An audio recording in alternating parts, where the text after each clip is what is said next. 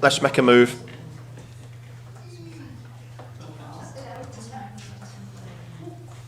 Ready to go? Right, good morning everyone. Welcome to our special meeting, Adult Select. We have a few officers with us for this key site in Monmouthshire for residential housing development for the 10.95 acre site in Crick Road. That's the one, isn't it? Yep. Yeah. Okay. Right. I'm going to go around the room, introduce members, and then officers. You come in at the end. Just introduce yourself and what you're here for. Okay, Penny. Everybody knows what the rules are. If you want to speak, just put your hand up, and I'll catch you. I don't mean physically catch you, but my eyes will. My eyes will catch you. I'm going to start at the back there with Councillor Smith and just work his way down the room, and then we'll finish off with the officers. Good morning, Councillor Smith. Thank you. I'm here observing Lambaddock Ward. Thank you. Councillor Easton Caldecott, Dulesford Caldecott, I'm observing as well. Councillor Roger Harris, Cressolon Ward, Abergavenny, and member of the committee. Sheila Woodhouse, Grofield Ward, Abergavenny, and member of the committee. Good morning, everyone. County Councillor Ruth Edwards, member of Lentillo Crescenny and a member of this committee. I'm Martin Grocott from Lansdowne Ward in Abergavenny and a member of the committee. Councillor Paul Pavia, council member for Larkfield and Chepstow and a member of the committee. Councillor Jane Pratt, councillor for Llanelli Hill and a member of the committee. Councillor Lisa Dimmock for the Elms MD and a member of the committee. Councillor Simon Howth, Chair of the Adult Select Committee, and good morning to Councillor Sheila Woodhouse, your first meeting with us today. Hazel Eilert, Scrutiny. Wendy Barnard, Democratic Services. Colin Richings, I'm the Integrated Service Manager for Abergavenny, and I'm also the... I do apologise. I'm Colin Richings, I'm the Integrated Service Manager for Abergavenny, and I'm also the Direct Care Service Lead across the county.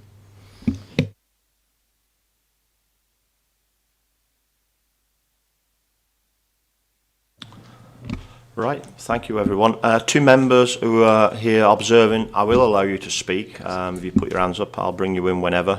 Okay, no hard, fast rules on that one today. Right, let's just get straight into the agenda. Let me just go back.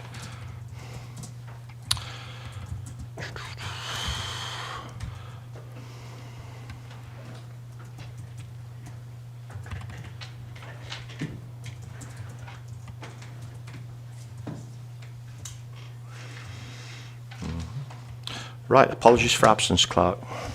Just County Councillor Louise Brown today.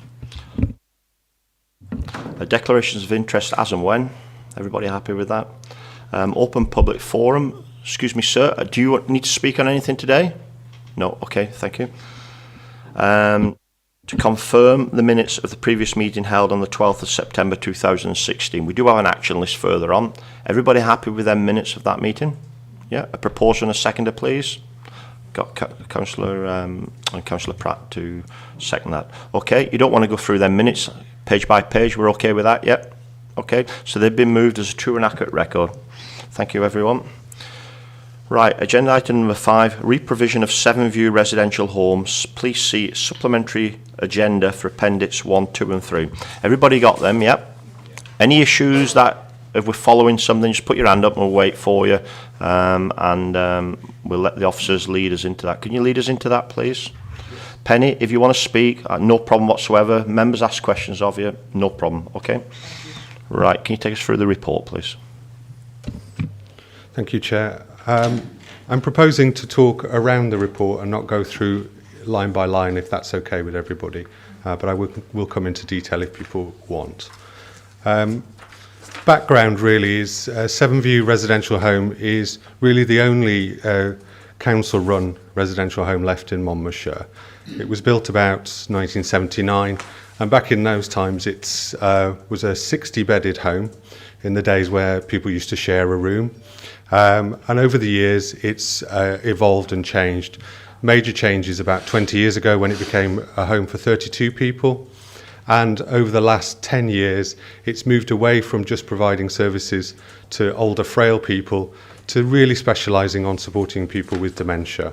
So the vast majority of beds now are supporting people with dementia, but we have just one unit that's supporting one long-term resident who would be categorised as older frail, 2 step-up to step-down beds, and then there are 3 respite beds on that wing that are now supporting people with dementia.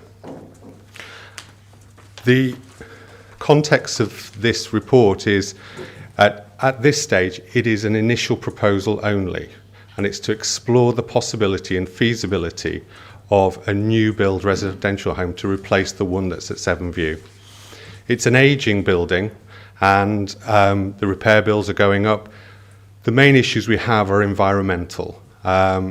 It is of its time, and what the team and the management at Seven View have done with the home is remarkable. It's a really, really good home. So it's really important, I think, that we stress that we're not changing or seeking to re-provide because there are problems with Seven View. It is consistently full, always has a waiting list. The standards of care are fantastic at Seven View, and the team and the leadership team there are doing a fantastic job in delivering very complex services to a very vulnerable group of people. The reputation it has been maintained for years and years, and it's consistently seen as one of the best providers in Monmouthshire.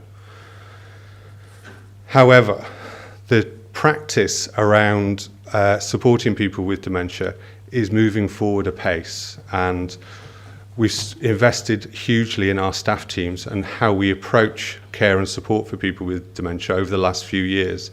The starting point really was some transition work in care at home services, so our home care services, and we had a pilot about 5 or 6 years ago which was called the Raglan Project, and that introduced a new approach to supporting people. Previously, care and support for people was predominantly based on their physical well-being, and what we know is that living with dementia, yes, it's a horrible disease, and yes, it can have profound effects on the family, but we do know it's possible to live well with dementia and to respond to the person as they are with dementia. And to do that, we've got to do more than meet their physical needs. We've got to meet their social, emotional and spiritual needs too. As part of the rollout of the Raglan Project, we introduced 6 days of training, which really transformed our approach to care and support, and really gave us a grounding in what are the key ingredients to living well with dementia. And a lot of this work is based on academic research, mainly undertaken by a gentleman called Professor Tom Kitwood. And he set out some key ingredients to living well with dementia. These key ingredients are the same for me as they are for somebody living well, somebody living with dementia, sorry. So the needs for comfort and the need for occupation, the need for attachment, the needs for inclusion, the need to have your own identity promoted. So whatever we do in terms of supporting people, it has to respond to that person as an individual in their own rights and respond to their identity. As part of that rollout of this new approach to person-centred care, we included all residential services in that too. What we've got is a staff team of about 70 to 80 people at Seven View who have huge energy around supporting people with dementia. However, they're providing that support within a limited environment. So Seven View currently has very long corridors. The first floor wings, conversely, even though there's no direct access to outside spaces, the layout there is actually not too bad. Still on long corridors, but we've got centralised lounge and dining rooms on those wings, and that allows for greater inclusion of the residents. What we're trying to do is to get to a place where we're working alongside people, enabling them to be actively participating in all aspects of daily living. What we don't want is to be doing 2 or 4 people. On the other wings, that environment is not there, and so you have very long corridors on one of the wings in particular, and you have separation of communal spaces. So it's very difficult for staff to be in 5 different places at once. What you need is communal spaces that allow for support to the private spaces within that wing. It's quite difficult to explain. On the drawings that were submitted as appendices, it shows communal areas towards the centre of the households that are on there and the bedrooms coming off. That allows for residents to orientate themselves, but it also allows the staff to have visibility on the residents for as much time as possible. But it also blends that with privacy and retreat, which are other key ingredients. So we've got a care and support team who are moving mountains in terms of how well they support people with dementia, but they are limited by that environment. There are some real practicalities as well. There are no ensuite bathrooms at Seven View. Now, there's a new Registration Act coming out next year.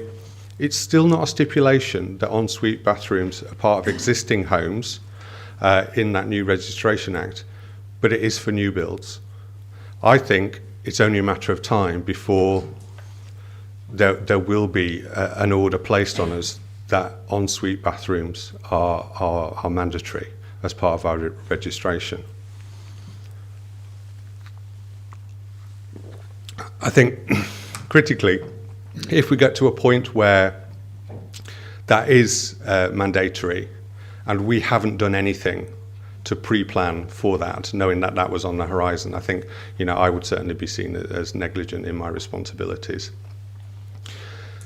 Also, in terms of how we want to support people and what support we would want from our families, certainly if I was placing in a residential home, I think a private bathroom would be a minimum requirement in terms of placing a member of my family. We also know that free and spontaneous access to outside spaces is critical to living well.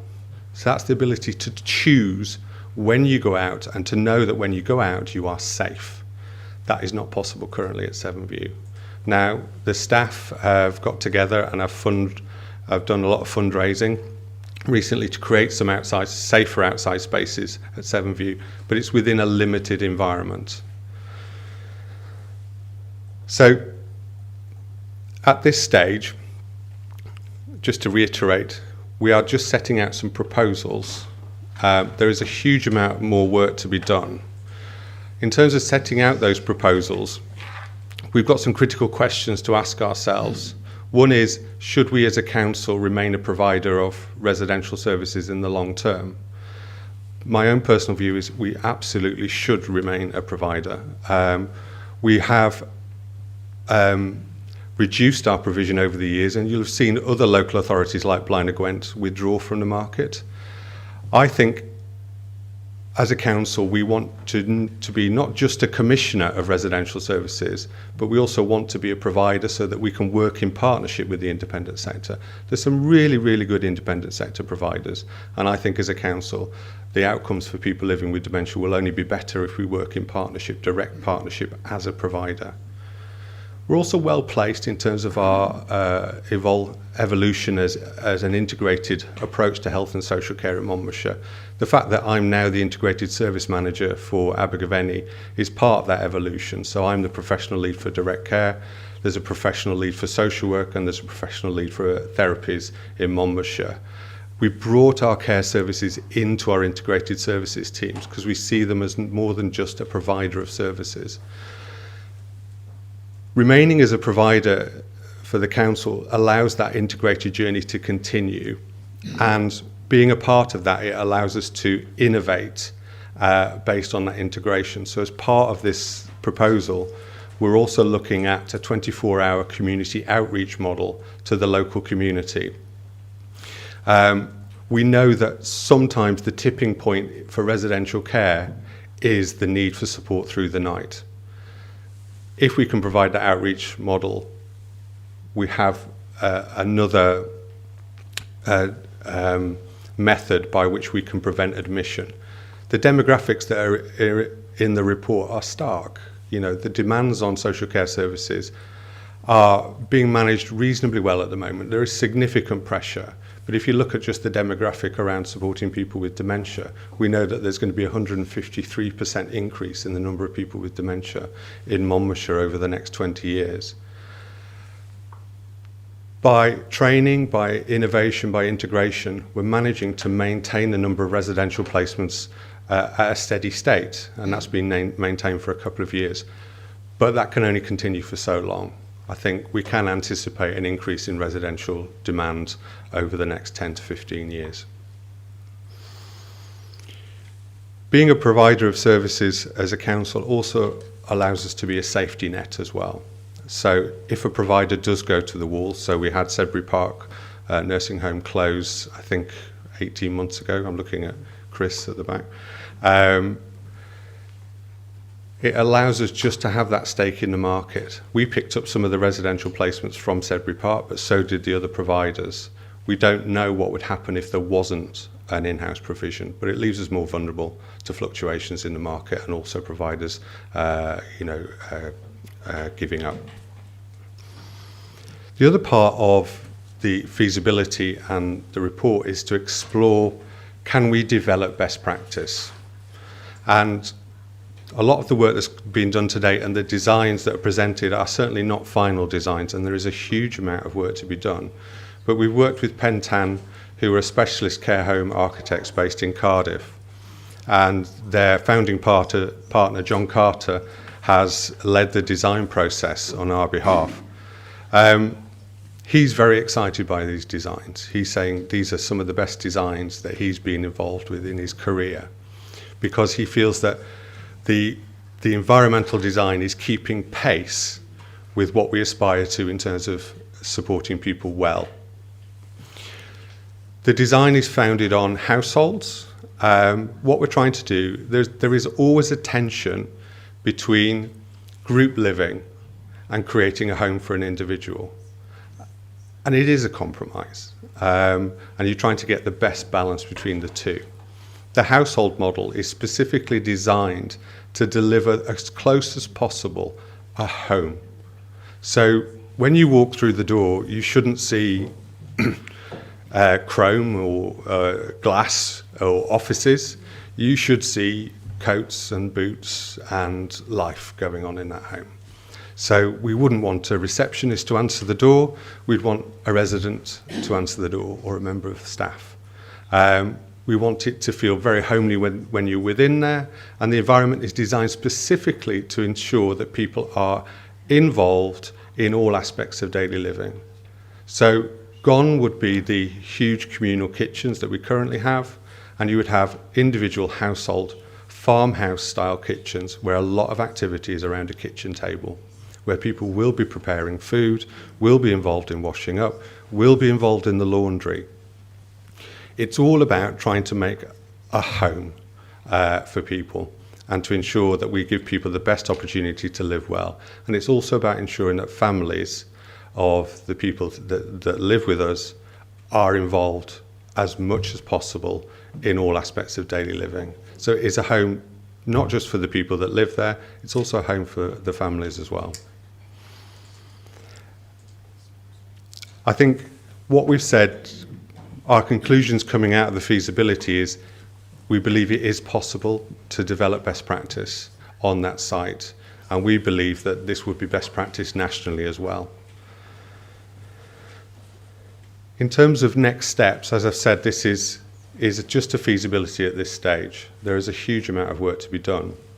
I've applied successfully for some grant funding to employ somebody to actually do the much more detailed business case and the much more detailed work around the designs and the costings that needs to be done before a final proposal could be brought before Select and then before Cabinet. But